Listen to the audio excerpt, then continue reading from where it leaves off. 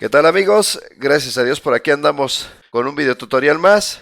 La cosa cada vez se pone más interesante y lo que estaremos haciendo es agregar el código requerido para poder editar los detalles de un producto, pero directamente en la tabla. Puede ser un detalle o pueden ser los tres detalles, excepto el ID. Si nosotros intentamos cambiar el ID, nuestro programa va a tronar. Para prevenir que en caso de que alguien más utilice nuestro sistema, cambie nuestro ID, sabemos que no lo hacen con mala intención, pero por si se llegan a equivocar, agregaremos también una validación para que este dato no se pueda actualizar, excepto el producto, la cantidad o el precio. Estos tres datos sí los podríamos editar. En el video anterior creamos un objeto de la clase escuchador tabla, pero como esta clase aún no la tenemos, estamos teniendo un error de compilación. Hay que crear esta clase y al constructor que tiene el mismo nombre que la clase necesitamos pasarle la tabla para poder agregar la opción de edición de celdas y desde luego nuestro ArrayList de objetos de tipo producto para poder realizar la edición de un producto en particular y guardarlo en nuestro ArrayList. Declaramos pues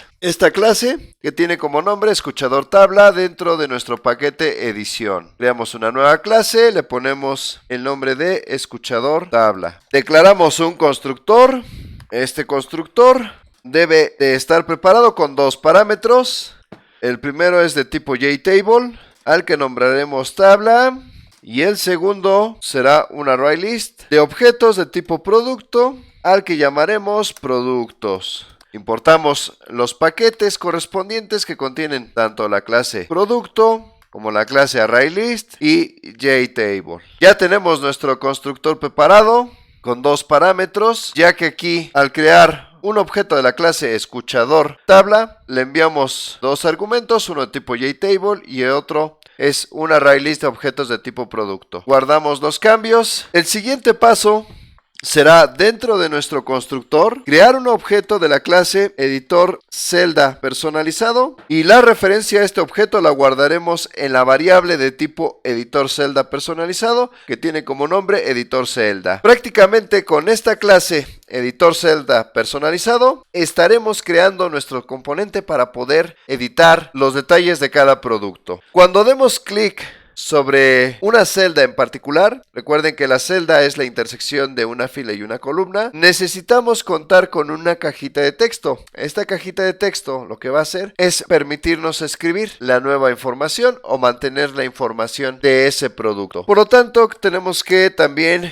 enviar un objeto de tipo JTextField a nuestro constructor que tiene como nombre editor celda personalizado. Hay que crear la clase editor celda personalizado ya que por el momento no existe, sin embargo hay que agregar una línea más. Importamos el paquete que contiene la clase JTextField, pero igual como no existe aún la clase editor celda personalizado, estamos teniendo un error de compilación. Ahora, ¿para qué necesitamos recibir este objeto tabla? Porque estaremos invocando al método setDefaultEditor.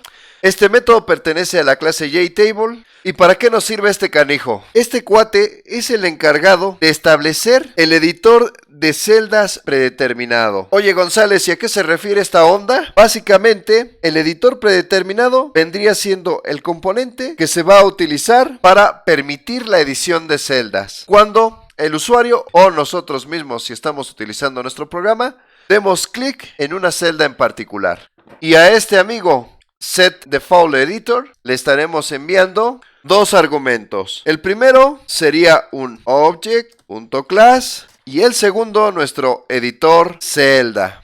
Pero hay que escribirlo bien. Finalizamos con punto y coma. Antes de seguir avanzando, explicaremos por qué agregamos este argumento. Object.class. Básicamente pasamos este object class para especificar que el editor predeterminado debe establecerse para objetos de la clase object. En otras palabras, estamos estableciendo el editor de celdas predeterminado para cualquier tipo de objeto en la tabla. Y esto significa que independientemente del tipo específico de datos que se muestren en una celda, por ejemplo cadenas o números, nuestro editor proporcionado se utilizará para editar las celdas de manera predeterminada. Después de haber aclarado esta parte, creamos la clase editor celda personalizado dentro del paquete edición creamos una nueva clase, especificamos el nombre de editor celda personalizado. Ahora, para lograr la funcionalidad de edición de celdas en nuestra tabla, necesitamos utilizar los métodos que contiene la clase Default Cell Editor. Derivado de esto, necesitamos extender la clase editor celda personalizado de la clase Default Cell Editor. Hay que importar el paquete que contiene esta clase. Hay que agregar su constructor para que no se ponga rudo nuestro ID y nos mande un error de compilación.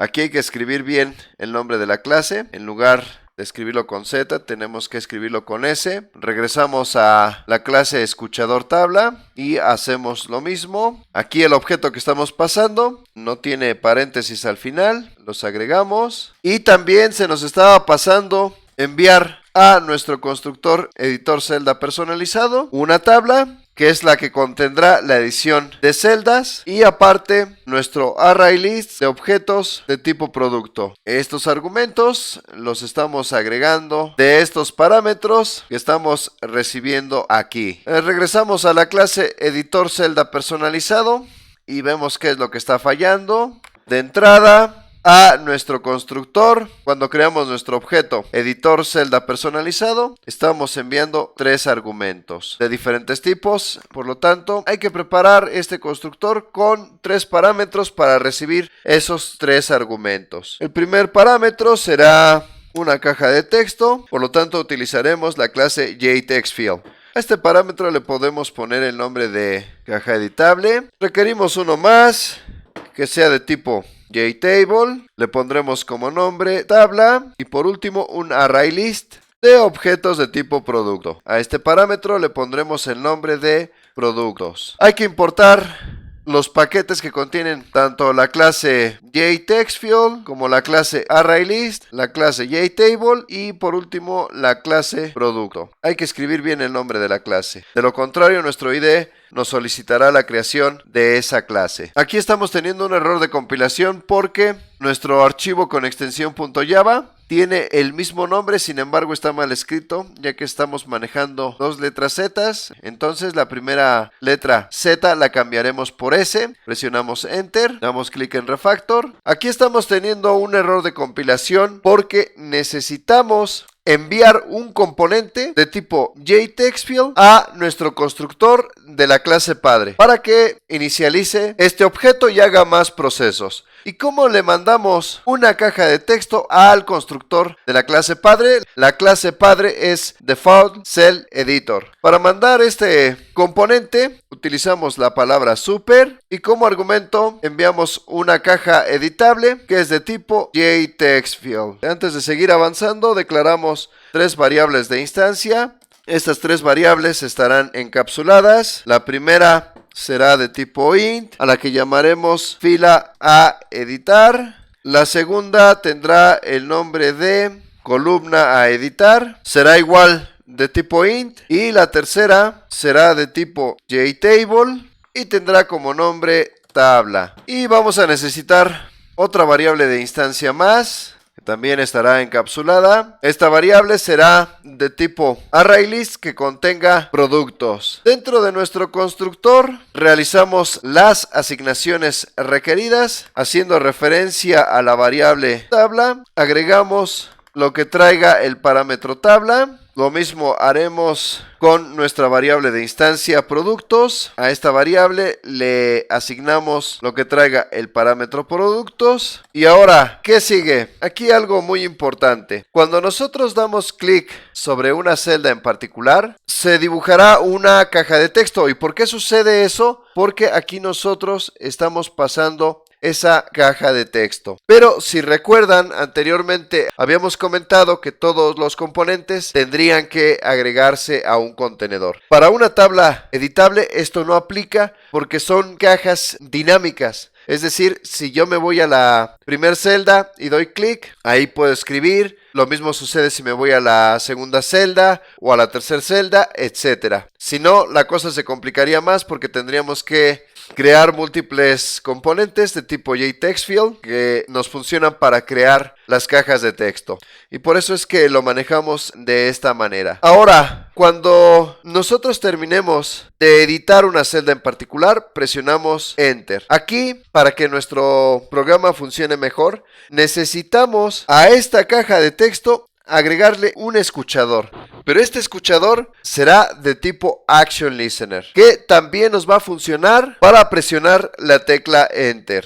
Este escuchador quedaría de la siguiente manera. Invocamos al método addActionListener, le pasamos una clase anónima que implemente la interfaz ActionListener, y al implementar la interfaz ActionListener tenemos que sobreescribir los métodos que esta contiene. En este caso solo sería el método ActionPerform. Dentro de este método ActionPerform invocamos al método Stop Cell Editing. ¿Y para qué invocamos este cuate? Para poder enviar los cambios y detener la edición de la celda. Oye, González, ¿y este método a qué clase pertenece? Este método pertenece a la clase Default Cell Editor. En resumen, cuando nosotros demos clic sobre una celda en particular, se dibujará una cajita de texto. Agregamos la edición, presionamos la tecla Enter y con eso se guarda el cambio realizado, pero únicamente en la tabla. Y eso no es todo. Todavía nos hacen falta más cosas. Sin embargo, para no extendernos mucho en este video, hasta aquí dejamos esta parte. Muchas gracias por habernos acompañado.